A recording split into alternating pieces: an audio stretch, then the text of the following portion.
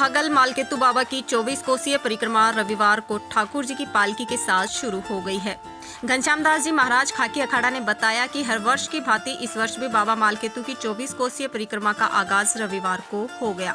पालकी में बैठकर ठाकुर जी अरावली की वादियों में भ्रमण को निकले हैं। पालकी के साथ संत महात्मा के साथ साथ 24 कोसीय परिक्रमा देने वाले श्रद्धालु भी चल रहे हैं।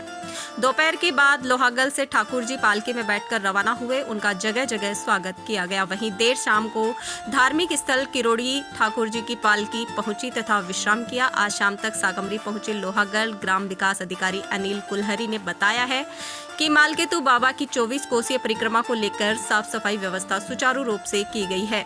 लोहागल चौकी प्रभारी श्रीराम खटाना ने बताया कि 24 कोसीय परिक्रमा को लेकर पुलिस प्रशासन चौक चौबंद है। असामाजिक तत्वों पर नजर रखने के लिए सीसीटीवी कैमरे भी लगाए गए हैं। सियाराम जय हनुमान जी महाराज। बहुत खुशी की बात है कि जन्माष्टमी महोत्सव के बाद में आज परिक्रमा का यात्रा चालू हुआ है। लोहागल धाम से जो सूर्य कुंड से अपने खाकी जी का मंदिर से अपने ठाकुर जी निकलते हैं लड्डू गोपाल भगवान शालिग्राम। ये 4 दिन की यात्रा होती है जो कि गोगा नवमी से चलती है, अमावस्या तक रहता है। अमावस्या तिथि ऊपर नीचे होने से 1 दिन बढ़ जाता है तो अमावस्या तक रहेगा ये मेला का कार्यक्रम। तो ये श्रद्धालु खुश होकर के भजन कीर्तन करते हुए चल रहे हैं। और रही बात शासन प्रशासन की तो अपनी व्यवस्था में लगा हुआ है। जो बाहर से भी आए हैं यात्री उनको शासन प्रशासन को ध्यान देना, किसी को असुविधा महसूस ना। अपने राजस्थान से नहीं अन्य देश से भी प्रदेश से भी आएंगे और देखिए ये गवर्नमेंट का काम होता है ध्यान देने का। हम तो क्या कहेंगे, जनता खुद समझदार है, पब्लिक को भी कहना चाहिए प्रशासन अपना काम करे, शासन जो है वो अपना काम करे।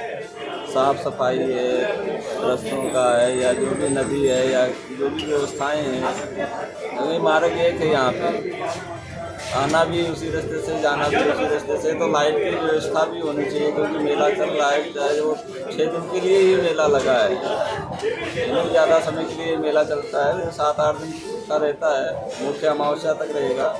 तो गोलियाना से लेकर के और अपना सूर्य मंदिर है यहाँ तक तो लाइटों की फुल व्यवस्था होनी चाहिए। 24 घंटा नहीं लेकिन रात को होनी चाहिए। जो सफाई का है जो भी, और बाकी सेवा देने वाले सेवा करते हैं। अन्य क्षेत्र जगह जगह श्रद्धालु लगाते हैं। यात्रियों को कोई असुविधा महसूस नहीं होती है खाने पीने की। मेन शासन को ध्यान देना चाहिए साफ सफाई पे विशेष रूप से। प्राचीन काल से चली आ रही है परंपरा है। और मालकेतु बाबा की जो भी अपने मन्नत लेकर के आते हैं, भगवान सूर्य नारायण के कुंड में स्नान करते हैं सूर्य कुंड। और मालकेतु बाबा की खाकी जी महाराज की ऐसी कृपा रही है कि जो भी श्रद्धा और विश्वास है इस फेरी को लगाता है और भगवान का ध्यान रखता है तो उसका कोई भी कार्य हो या पीड़ा हो या कोई भी ऐसी कार्य हो वो कार्य उसका सिद्ध होता है। ये महिमा है। और भी विशेष कई महिमाएं हैं लेकिन उनको मैं ज़्यादा व्याख्या नहीं कर सकता। जय सीताराम जय हनुमान जी। सबसे पहले तो मैं लोहागल 24 कोसीय परिक्रमा को शुरुआत होने की सभी श्रद्धालुओं को हार्दिक बधाई और शुभकामनाएं देता हूँ। उसके पश्चात हमारे ग्राम पंचायत द्वारा साफ सफाई की बहुत अच्छी व्यवस्था की जा रही है। 10 आदमी दिन में है, 10 आदमी नाइट में है, डबल शिफ्टिंग में काम चल रहा है। उसके अलावा गायों के लिए 10 आदमी हमने साइड में रोड से साइड में करने के लिए लगा रखे। बाकी पूरा मेला सुरक्षित ढंग से अच्छी व्यवस्था से श्रद्धालुओं के लिए पूरी तत्पर तैयार है।